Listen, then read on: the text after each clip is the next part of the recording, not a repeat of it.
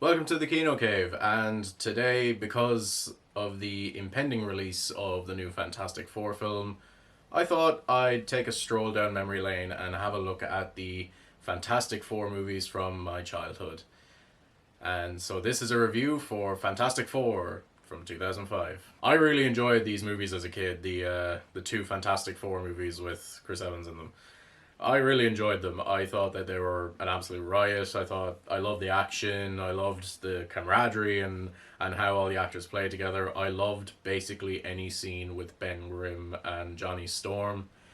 And I love the Fantastic Four in general. I think conceptually they're really, really good. There's a reason why they're Marvel's first and most famous family. I love how all their powers work together. I love how each of them plays off each other. They're all such unique and distinct characters. I think everybody can relate to at least one Fantastic Four character.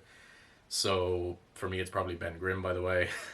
So yeah, I absolutely love the Fantastic Four, and I haven't had a look at this movie or Rise of the Silver Surfer in a long while. So time to see how it holds up like 20 years later. So there's not much to say about the story of this. It's a pretty typical superhero origin story. It follows the comics more or less exactly, cosmic radiation in space. They gain special powers and have to learn how to use them and uh, learn how to work together and all that kind of thing. Once the origin stuff is over, then it becomes kind of like an episode of a TV show with Doctor Doom, and it feels almost like Monster of the Week nearly. Like it's like, oh no, he's destroying the city, and then they come together and it's like there's a special power that Johnny was not supposed to do, but then it comes back later and he has to do it. Like it feels like Power Rangers, which I don't hate, but I don't love it either.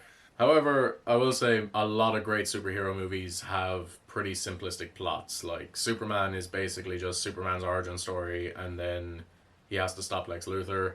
Spider Man is basically Spider Man's origin story, and then he has to stop Green Goblin. So simple plots allow for complex characters, as they say. I think the real strength of this film and Rise of the Silver Surfer is the actors. Like if you don't have a good cast, or if even one of your actors isn't, giving it their all, the whole film will fall apart because this is an ensemble movie.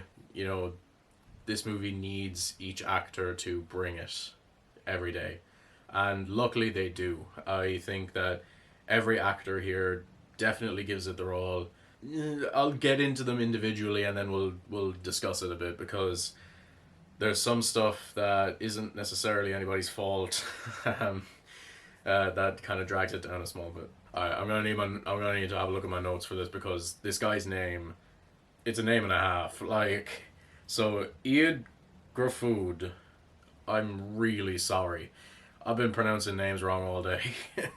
This is the second video I've recorded, and like the fifth name I've mispronounced probably. Iad, you're a really good actor, okay? I think he's really great as Mister Fantastic. I think he's got the look down. He's got the silver temples. What do you call them? But yeah, I think it really works. I think he really brings it as this kind of neurotic, analytical guy who uh, he is very emotional, but he always tries to reason with his emotions in a way. He's always trying to like find a logical way out of whatever situation he finds himself in. And I really bought into his internal struggle as he tries to open himself up a bit more because he knows that that's the only way to really open up to Sue. So Jessica Alba plays Sue Storm, and this is the kind of touchiest subject when it comes to this movie because she notoriously did not have a great time on set.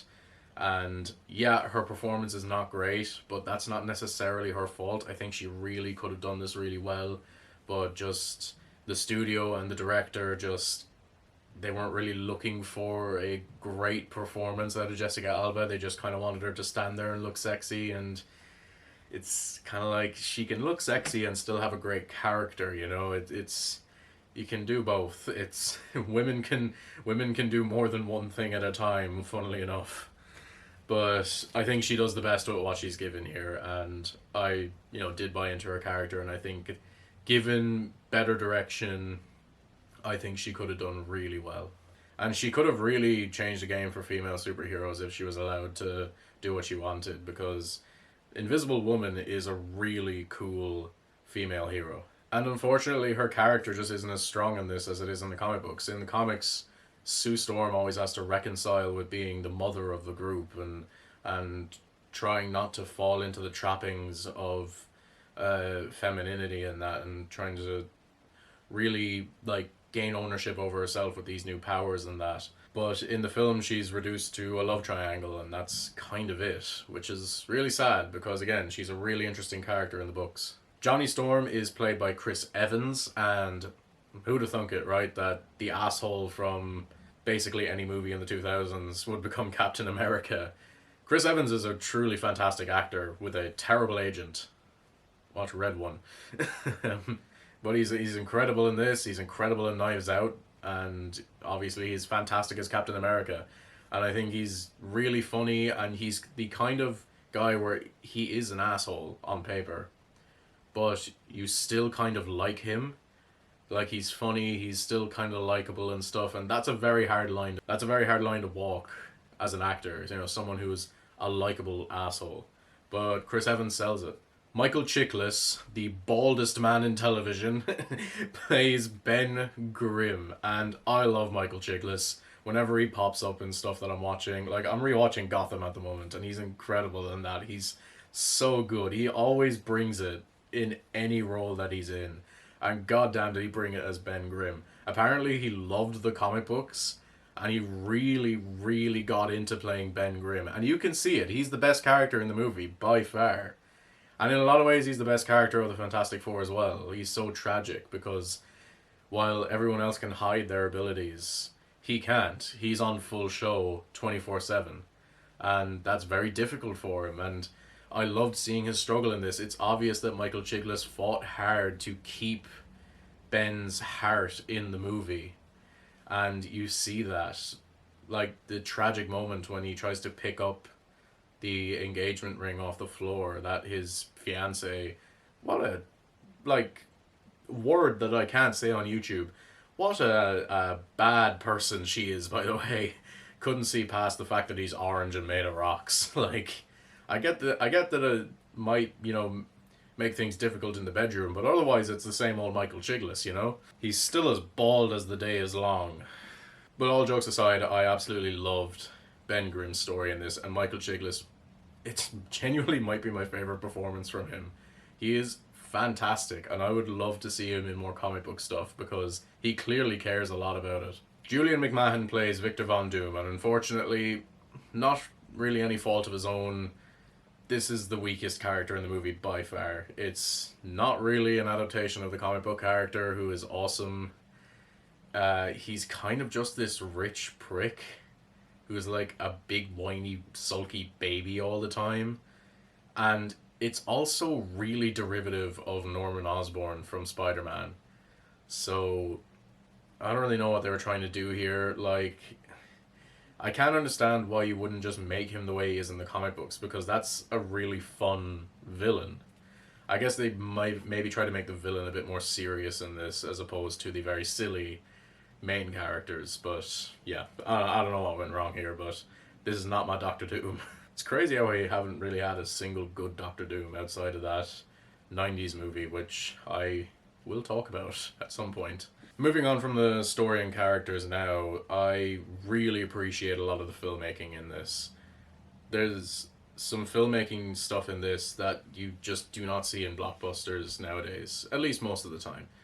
You know, there's a lot of blockbusters that have really good filmmaking and really good, you know, visual effects and that, but Fantastic Four was really bringing it with the visual effects and really reaching for the stars, literally in Mr. Fantastic's case. The standout visual effect in this, though, has to be the Thing makeup, the big rubbery costume that Michael Chiklis wears. This has, you know, gotten some flack for looking kind of fake, but it's an orange rock, man. It's going to look fake no matter what. And I appreciate that they made a real suit. And apparently Michael Chiklis fought hard to wear a suit and not have it be CGI. And that was absolutely the right call. It was definitely the right call in 2005 where CGI was very hit or miss. But also, just, you know, the Thing from the 2015 one, it's just so obviously fake. And I know the movie's not out yet, so I shouldn't be hitting it too hard, but the new one also just looks CGI. Like, it doesn't look great. I think the Michael Chiklis one still looks the best. It looks real to me because it is. And so what if it doesn't look like real rocks? Like, the point is it's a real thing in the space. It's just very refreshing to see real sets and real costumes and real filmmaking done in a blockbuster. So my letter to Hollywood is please make more Wickeds and Fantastic Fours and less Captain America fours. The CGI that is in the movie doesn't hold up super well though. I think Johnny looks okay in his flame on form. You know, it's the best that they could do, and I think for the most part it does work. Mr. Fantastic stretching, it's really hard to do that in live action without it looking obvious because he's literally like a rubbery man, so it's kind of gonna look fake regardless. I It'd take a lot of work to try to find the healthy medium there. It's just how do you even do that in live action where it doesn't look really silly and obvious? And I think the Invisible Girl stuff is pretty good special effects wise. You know, it's when she obviously it's fine when she is invisible, but the transforming effect is really good. The force field stuff is really good, and yeah, I really don't have any complaints there. In conclusion, this film is a good movie. I really think it is. I think it's a solid origin story, and I think it's a good introduction to the Fantastic Four for anybody who maybe doesn't know anything about the Fantastic Four characters. I think this is a good place to start, and while it is hampered by maybe a little too much humor and kind of weak story elements, I still think that this is a solid superhero movie. So, yeah, if you haven't seen it in a while, give it a rewatch. I think it'll be worth it. With all that being said, that was my review of Fantastic Four from 2005. I'll probably talk about Rise of Silver Surfer before the new one comes out, and I really do want to talk about that 90s one as well. So, look forward to that in the future.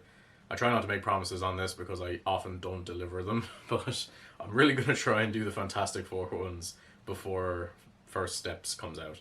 So, with all that being said, like the video if you liked it, comment what's your favorite Fantastic Four film.